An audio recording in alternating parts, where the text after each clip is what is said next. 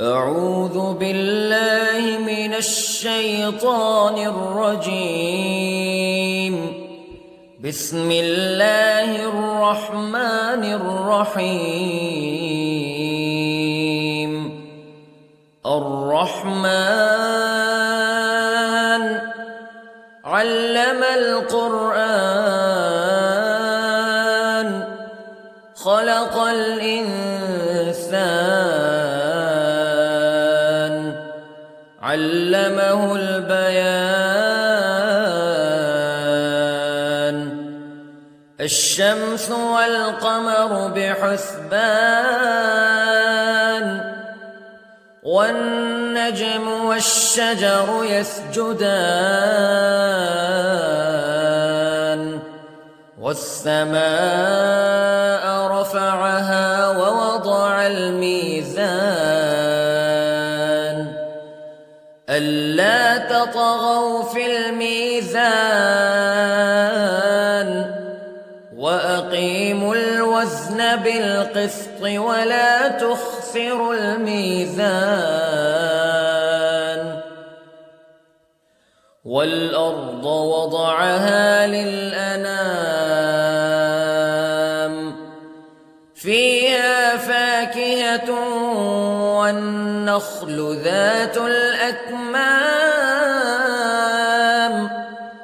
والحب ذو العصف والريحان فبأي آلاء ربكما تكذبان. خلق الإنسان من صلصال كالفخار وخلق الجان من مارج من نار فبأي آلاء ربكما تكذبان. رب المشرقين ورب المغربين فبأي آلاء ربكما تكذبان. مرج البحرين يلتقيان بينهما برزخ لا يبغيان فبأي آلاء ربكما تكذبان. يخرج منهما اللؤلؤ والمرجان فبأي آلاء ربكما تكذبان. وله الجوار المنشآت في البحر كالأعلام فبأي آلاء ربكما تكذبان. كل من عليها فان ويبقى وجه ربك ذو الجلال والإكرام فبأي آلاء ربكما تكذبان.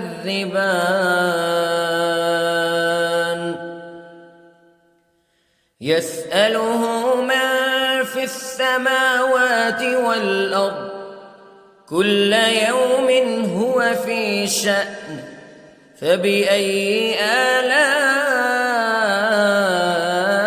ربكما تكذبان. سنفرغ لكم أيها الثقلان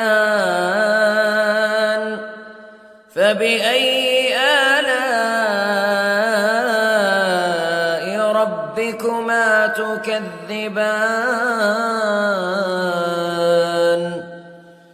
يا معشر الجن والإنس استطعتم أن تنفذوا من أقطار السماوات والأرض فانفذوا لا تنفذون إلا بسلطان فبأي آلاء ربكما تكذبان يرسل عليكما شواظ من نار ونحاس فلا تنتصران فبأي آلاء ربكما تكذبان فإذا انشقت السماء فكانت وردة كالدهان فبأي آلاء ربكما تكذبان فيومئذ لا يسأل عن ذنبه إنس ولا جان فبأي آلاء ربكما تكذبان يعرف المجرمون بسيماهم فيؤخذ بالنواصي والأقدام فبأي آلاء ربكما تكذبان هذه جهنم التي يكذب بها المجرمون يطوفون بينها وبين حميم آن فبأي آلاء ربكما تكذبان ولمن خاف مقام ربه جنتان فبأي آلاء ربكما تكذبان ذواتا أفنان فبأي آلاء ربكما تكذبان فيهما عينان تجريان فبأي آلاء ربكما تكذبان فيهما من كل فاكهة زوجان فبأي آلاء ربكما تكذبان متكئين على فرش بطائنها من استبرق وجنى الجنتين دان فبأي آلاء ربكما تكذبان فيهن قاصرات الطرف لم يطمثهن إنس قبلهم ولا جان فبأي آلاء ربكما تكذبان كأنهن الياقوت والمرجان فبأي آلاء ربكما تكذبان هل جزاء الإحسان إلا الإحسان فبأي آلاء ربكما تكذبان ومن دونهما جنتان فبأي آلاء ربكما تكذبان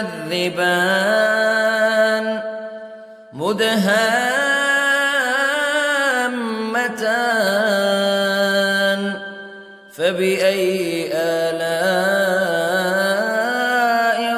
ربكما تكذبان فيهما عينان نضاختان فبأي آلاء ربكما تكذبان فيهما فاكهة ونخل ورمان فبأي آلاء ربكما تكذبان فيهن خيرات حسان فبأي آلاء ربكما تكذبان حور مقصورات في الخيام فبأي آلاء ربكما تكذبان